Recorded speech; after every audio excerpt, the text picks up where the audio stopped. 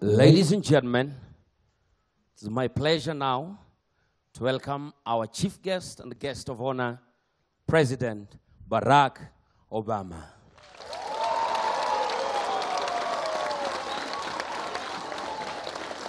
A round of applause, everybody. Wapi makofi.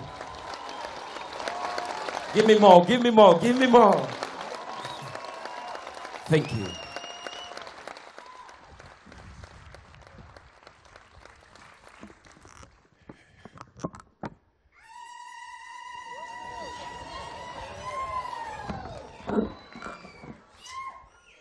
Habari. Erokomano. It's good to be back. Thank you so much, all of you, for this extraordinary welcome. And I am grateful for your hospitality. I am grateful for your friendship. It is a joy to be back with so many people who are family to me, and so many people who claim to be family to me.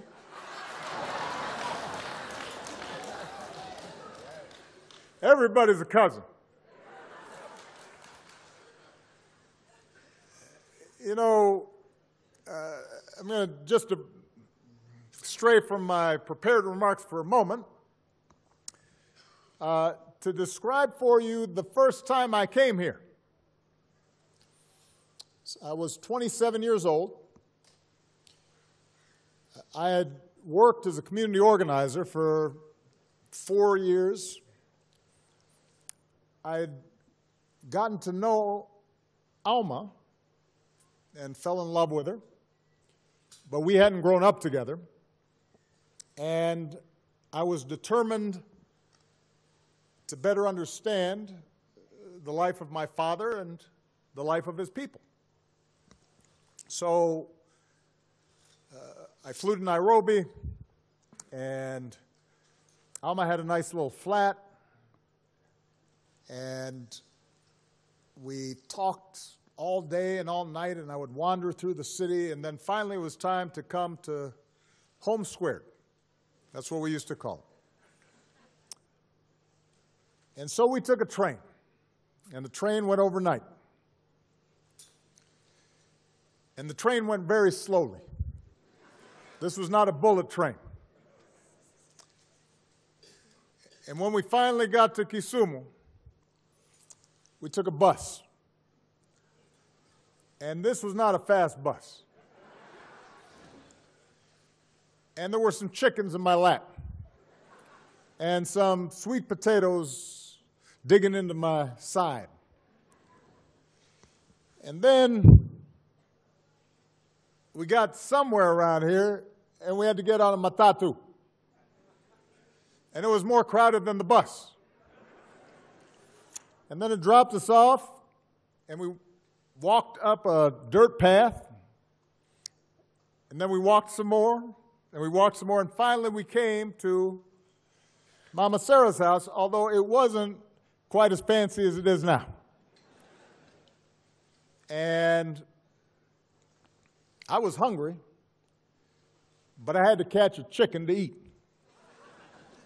So we scurried around the yard until we finally caught a chicken, and fortunately, Mama Sarah was better with a knife than I was, because I think I got a little squeamish.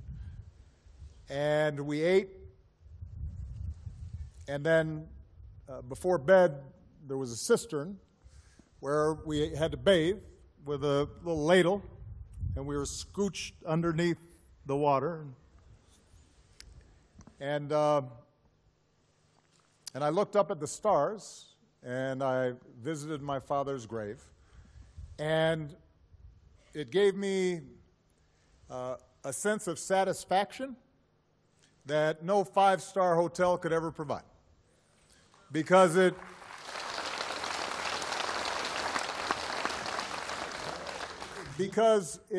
connected you to your past, and it connected you to the stories of those who came before you, and it grounded you and gave you a sense of place.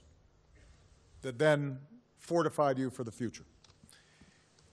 And when I think about what Alma has now accomplished in building this center, what I think about is that first night in the yard and that first night going to sleep without running water or indoor plumbing. And the fact that because she knew where she came from, because she understood her story, and how it connected to the past and how it connected to the other young people in this community who maybe hadn't had as much opportunity as we had or had been quite as lucky. It was out of that spirit that the wonderful facility that we see today has been built. So I tell you that story because I could not be prouder of what my sister has accomplished. And I think it makes all of us who are Obamas or claim to be Obamas extraordinarily proud.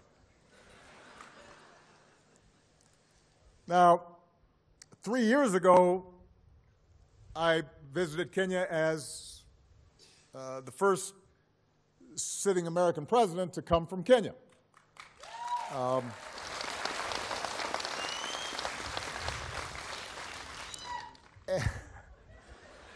And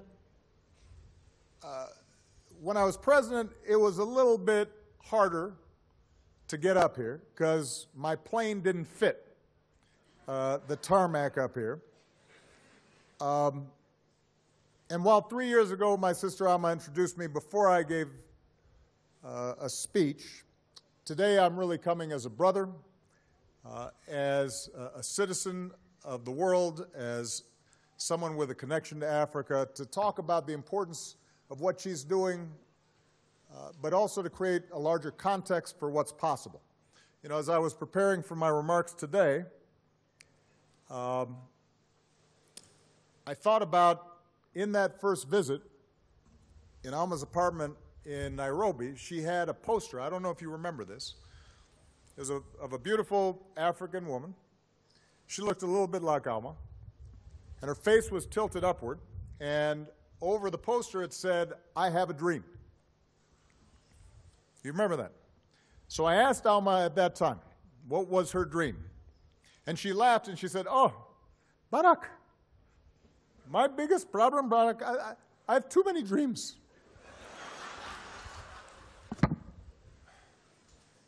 But today her dreams have come true, and today we open Sauti Cruz Foundation Sports, Resource, and Vocational Training Center. I had a chance to look around, and it is a remarkable space. It's a community space, a library, a computer lab, a vocational center, a football pitch, and I'm very happy to see there's also a basketball court. So thank you, Masai. Thank you, Giants of Africa. I want to thank, obviously, all the people who made this possible, the incredible generosity that has been shown. But as I looked around, I saw something that was less concrete. It wasn't bricks and mortar. I saw possibility. The hope that we can become something bigger than we are. The thought about all the young people in the years to come who will learn here and grow here and dream bigger than they do. You know, Kenya has made extraordinary strides in recent decades. The barriers to progress that a young Kenyan faces today aren't as rigid as the ones that might have faced previous generations. A young Kenyan doesn't have to do what my grandfather did and serve a foreign master. A young Kenyan doesn't have to do what my father did and leave home in order to get an education. So there's been real progress in this amazing country, and it should inspire today's young Kenyans to demand even more progress. The good news is Kenya has a new constitution. It has a new spirit of investment and entrepreneurship. Despite some of the tumultuous times that seem to attend every election, we now have a president and a major opposition leader who have pledged to build bridges and have made specific commitments to work together. So what we see here in Kenya is all part of an emergent, more confident, and more self-reliant Africa. But we know that real progress depends on addressing the challenges that remain. It means rooting out the corruption that weakens civic life. It means no longer seeing different ethnicities as enemies or rivals, but rather as allies, and seeing the diversity of tribes not as a weakness, but as a strength.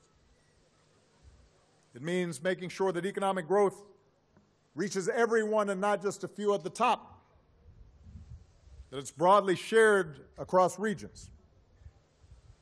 It means guaranteeing educational opportunity to everybody, not just our boys, but also our girls, because the nation that gives our daughters the same opportunities as our sons is more likely to succeed.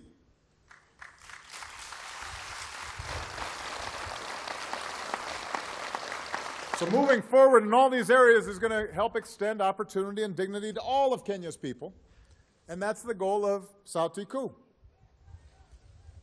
It begins with our young people in places like this. All of us providing the educational and economic and cultural opportunities that can empower some of the remarkable young people that you saw here today with the skills and the self-reliance to first change their own lives and then change their communities. Right now, Sauti Kuu reaches as many as 800 young people a week.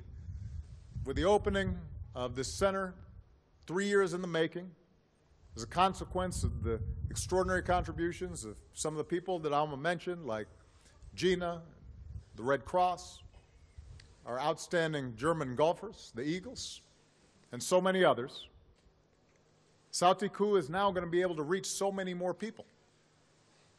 And here we're going to be able to strengthen the education and job training and career guidance that young people receive so that they can not only find gainful employment that allows them to build their own livelihoods, but also allows them to potentially be job creators and dream makers and give opportunities to others that follow.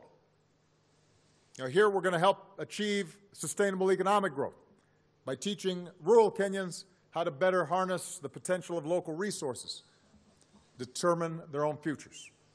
Here we can create a safe place for young people to come together with a focus on leadership and teamwork and empathy and health and wellness, and to engage in the positive behaviors that sports and music and drama and dance can develop so that they can discover their strengths and realize their potential. This center is going to be a place where children and young people, especially those who seek opportunity, learn the strength of their own voices. That's what Sauti Kuu means, powerful voices. And while it is true that not every child who goes through the program here may end up having the opportunity to study in Germany as Alma did, while it's true that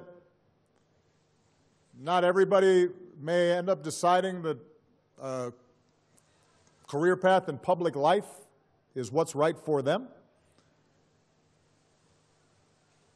if they just are given a small chance to express all that they feel and all the energy and imagination and talent that they represent, if they are given a platform, as this center can give them, the young people of this area, the young people throughout Kenya, the young people throughout Africa will learn that their voices can change the world. We've seen it happen before. It's going to be their voices that will help determine whether or not our leaders are held accountable. It's going to be their voices who are going to determine whether or not Kenya comes together, regardless of tribe and ethnicity, to build a better future. It's going to be the voices of these young people, echoing from these small villages and from big cities to determine the future of the world. I believe in them. They're not different than I am, or I was on that first trip up to Home Squared, and that first night when I had a sense of who I was and maybe what I might be. And because of all the extraordinary work that so many of you have done, I suspect that in our midst right now are going to be young people who do remarkable, world-changing things for many years to come. So thank you all so much for all the great work that you've done. Mungu, Abariki, Kenya. Thank you. Thank you. Thank you. Thank you.